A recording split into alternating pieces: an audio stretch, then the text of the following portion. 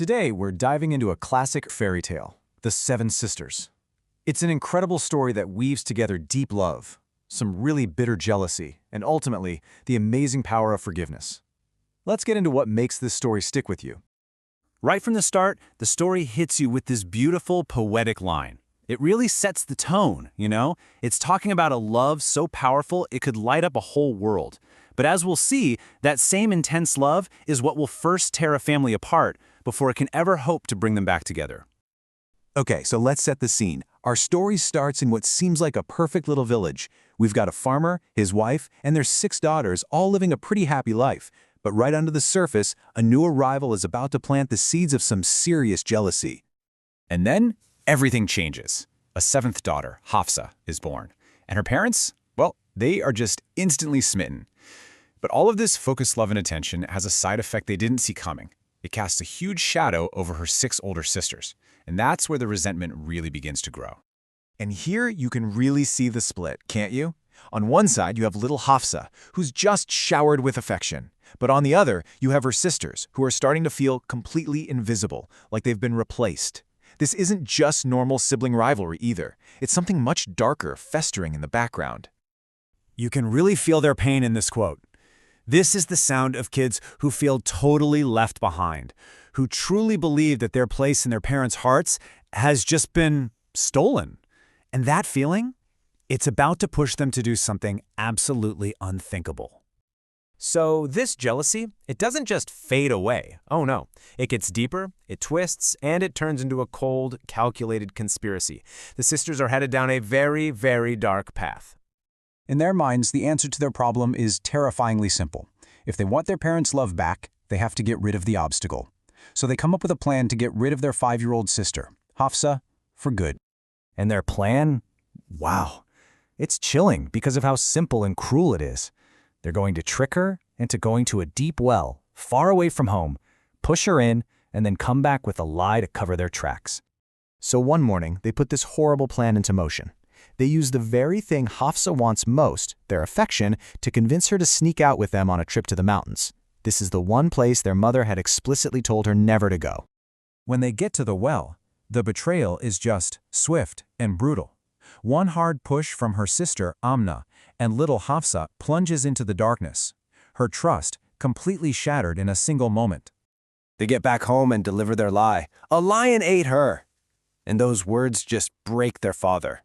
He literally collapses, overcome by an illness that isn't from a sickness but from pure, devastating grief. But, this isn't where Hafsa's story ends, not by a long shot. In a twist of fate that you'd find in any great fairy tale, her life is about to take a dramatic turn. This is her second chance. Okay, so check this out. It's a crazy sequence of events. Hafsa is found by a passing caravan. She's taken to the rich kingdom of Noor to be sold.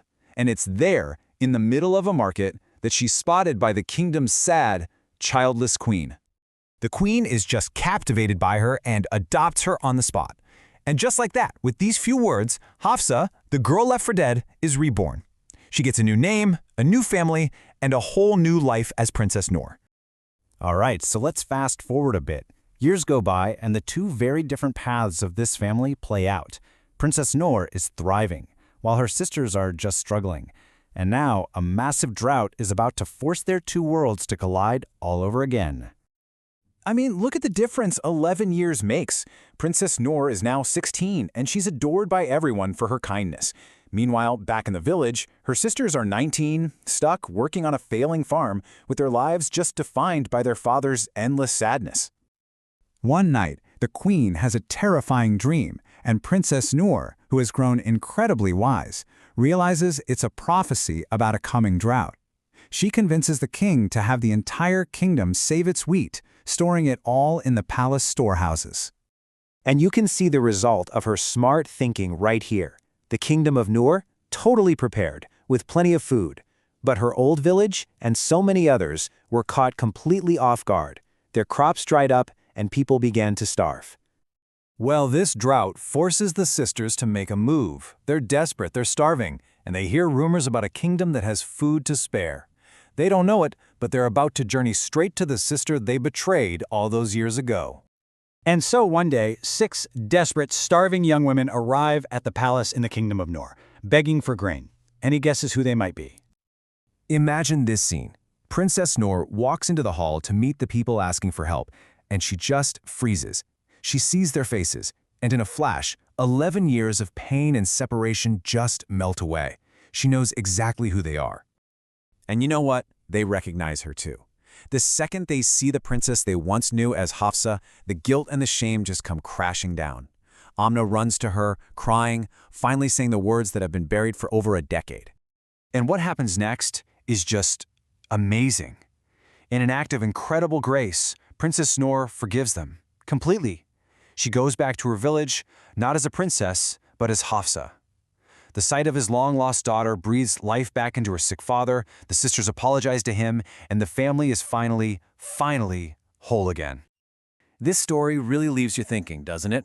It seems to say that, yeah, forgiveness can heal even the deepest, most painful wounds. But it also kind of forces you to ask yourself, what are the real limits of forgiveness in our own lives? It's a powerful question to end on.